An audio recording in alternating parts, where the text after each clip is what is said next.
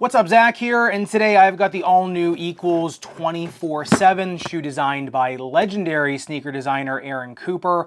And these things, honestly, in terms of maximalist basketball shoes, I feel like we're starting to see a trend away from it, and then at certain times I feel like it's kind of alive and well. But for sure, these shoes really, to me, are what I look at when I see in my head when I think of like the future of more of a maximalist basketball shoe. So let's get into them. Now, if you don't know who Aaron Cooper is, like I said, he's absolute legend in the world of sneaker design, designed sneakers for Nike for a couple decades. I will be having a full-length interview with him for the email list, completely free to sign up for, but that will be coming down the pipeline for all email list subscribers. I will leave a link in the description below if you want to check that out. Like I said, totally free. That'll be a podcast interview, and I will be starting to do kind of monthly interviews on there that'll be exclusive to the email list, kind of break away from the YouTube algorithm in there. So those will be more deep dive niche sneaker topics, not have to worry about time length or anything like that, kind of get into discussing whatever you want. So if you want to check that out, that will be, there's a link in the description below to sign up for that email list. Like I said, once again, completely 100% free. Now, getting into the uppers of these things, I was really fearful that these were going to be like the React Vapor Next, just looking at the tongue of them. Now, number one, the central portion of this upper is just 100% elastic textile weave. I mean, it is a chunky weave at that. But then as it gets kind of into that tongue area, I mean, it is a high top, elastic high top. As it gets into the center portion of it, it does get pretty thin. Now, around the outside of it is, real leather that goes all the way around the shoe. Like I said, my fear was, number one, it was going to be like, I think, was it the Tray 2 that was just impossible to get into, and then the Nike React Vapor Next at the tongue and just the central area of the vamp of the shoe was going to be so thin that it felt like you were trying to move an anvil with an elastic band. That did not end up being the case because the lace line is so wide and because the integrated lace eyelets into this really chunky weave allow the laces to interact with a really large surface area of the uppers.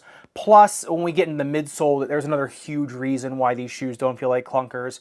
But suffice to say, number one, the entry was super easy as long as you get these shoes in the right size. The entry on these things was actually really pleasant, which was quite the surprise.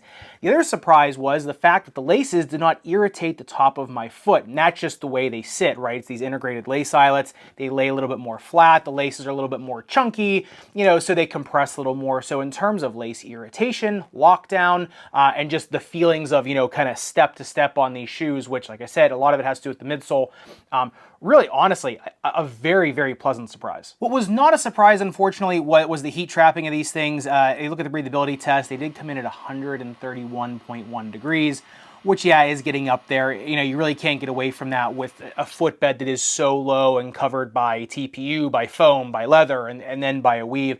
I will say this, when I did have the heat gun in there and I did have, my thermometer, there was a ton of heat radiating out of the top of these shoes. And if you look at it on the breathability mapping of these things, you can see fog starts coming out of the tongue area, right, the central area of the vamp, really quick, and then eventually it does start pouring out here of the distal part of the shoe, right in the toe box. The thing is there is no getting around how much reinforcement is in the shoe. Now, the nice thing is, like I said, the top of it is so elastic, it expands so much, so you are going to be getting heat egress, and honestly, my feet really didn't feel bad in these whatsoever, even in a really hot, humid gym.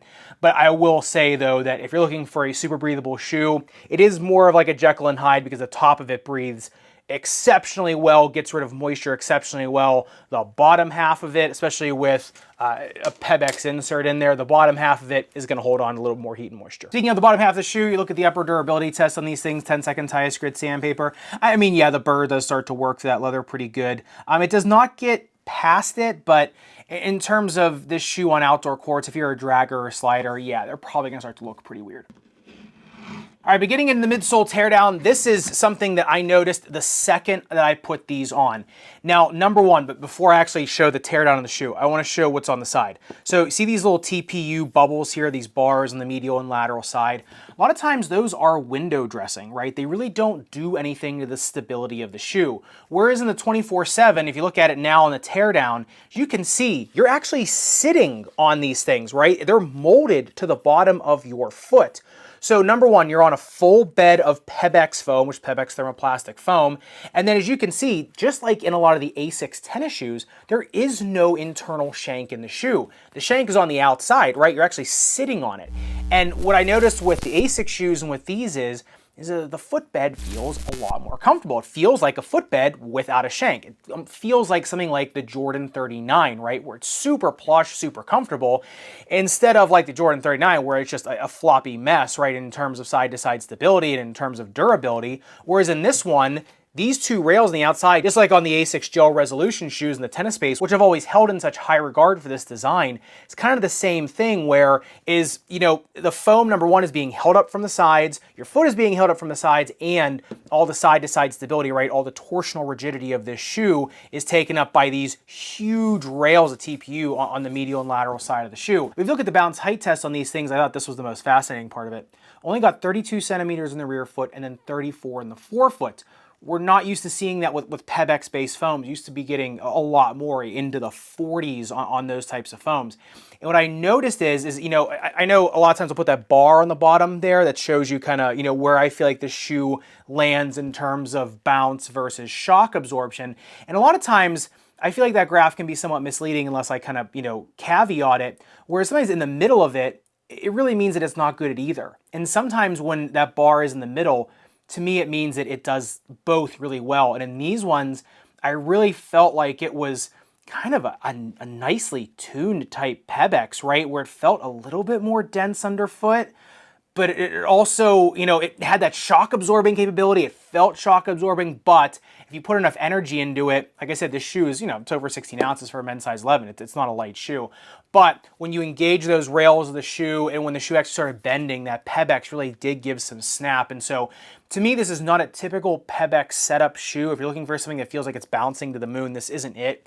Much more feels like that straight down the middle of enough pop to feel like a bouncy shoe, but also enough shock absorption, enough feelings of kind of that cookie dough, buttery, shock absorbing feeling. And I really like that because a lot of times, like I said, with Pebex, it's just either a super light feeling foam that feels like it's spring, or it just feels like, you know, a compressive mess. And in these ones, it really kind of strikes that balance straight down the middle. Some of that is due to the actual makeup of the Pebex. Some of that, like I said, is due to the shank being on the outside.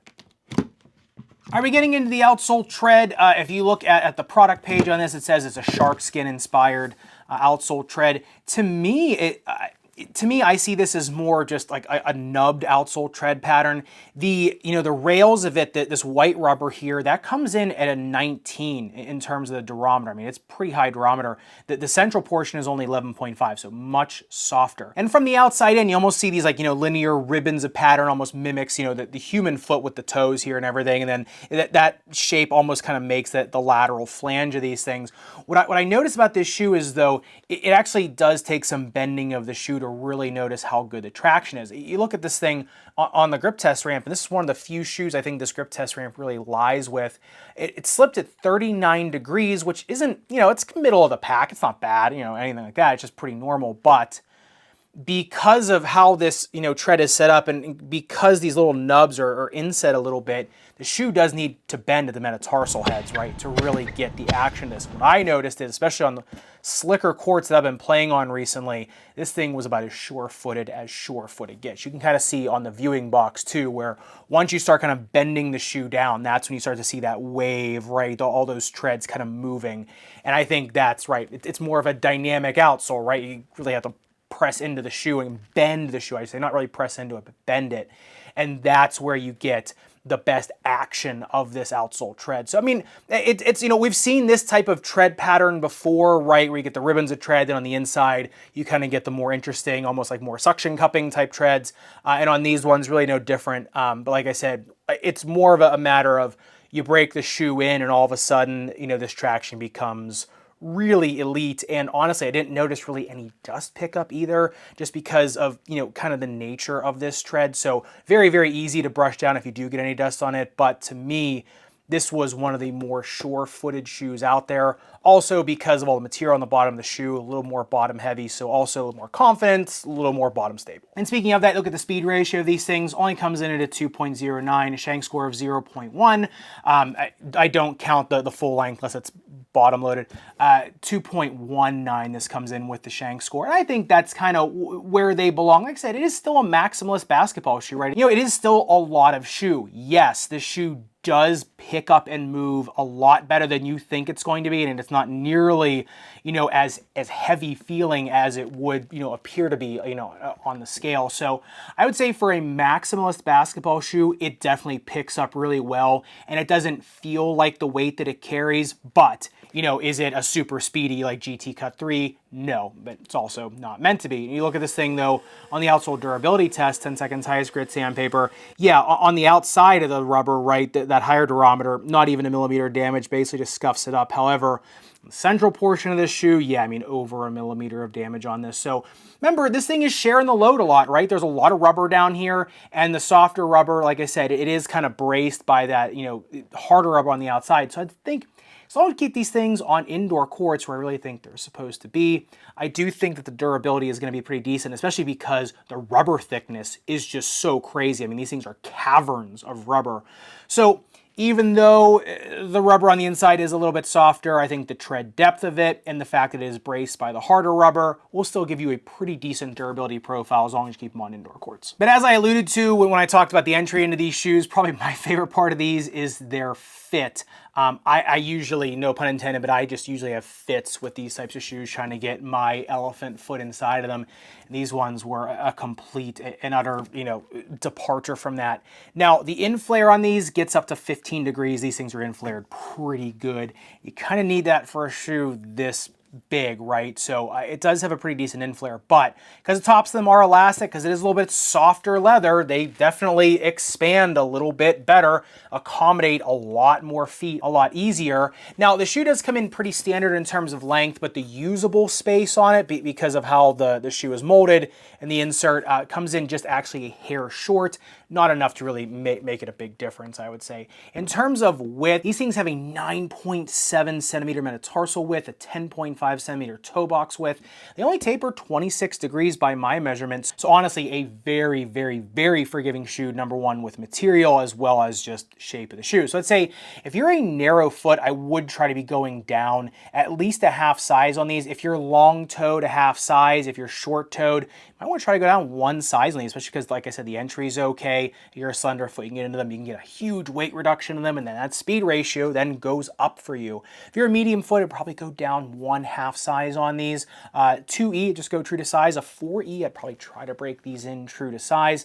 If you want to go up one half size, I think that's, like I said, they're going to start getting a little bit heavier there. And like I said, with all the expansion that these allow, some break-in does go a long way in these. In terms of the snake-bitten foot, honestly, they felt, with that shock absorbing versus bounce on these things, in terms of heel pain, ball of foot pain, they felt fantastic, and you can get an orthotic in these easy enough. So really, for any types of snake bites on the bottom of your foot, these things are absolutely fantastic. And in terms of an ankle sprainer, yeah, the flange isn't too crazy, but that flange is built from that external base shank. So, and because of how bottom, you know, more bottom stable, bottom heavy these things are, because of the rails of these things, honestly, even for an ankle sprainer, I think they're absolutely fantastic, even though the inflare is a little bit, you know, greater on these things.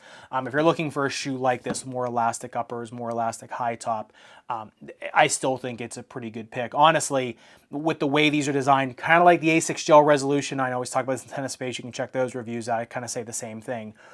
Really, when you design a shoe like this, it's going to be good for a lot of people's, you know, little lumps, bumps, and bruises. And in terms of the performance of the 24/7, honestly, I think the number one word I'd use to describe these is surprising. It's just surprising how not clunky these things felt. And you take them out of the box, you look at them, you think, okay, you know, with the elastic and everything there, and then, you know, a little bit more bottom heavy shoe. They just weren't, you know, and that's the design of the midsole and the design of the rails of these shoes. They felt a lot more nimble than a lot of shoes in their class, even though they almost look like, you know, I forget what they call that, like nostalgic futuristic, like in the Fallout series, right? If you ever played the video games or watched the show, that's what these remind me of, right? Like future nostalgia. That's kind of what these remind me of. And for a shoe that kind of has that look to them, they really do kind of pack more of that accommodating feeling of more old school shoes, but kind of more the futuristic, or at least, you know, by today's standards, performance of some others. I noticed for me, especially when doing footwork drills, you know, like I said, the sure-footedness of these things and the grip that I got out of these things when I was really kind of planting hard, trying to, you know, get around these cones and get around the barriers. That's where I really noticed kind of the benefits of these shoes, getting up for rebound after rebound after rebound. Absolutely fantastic, or I should say jump shot and layup is absolutely fantastic. And while I was playing in these, obviously I wore these, and then it was a little while I went to the Olympics and then got super sick, and so I actually didn't have time to review these after all that.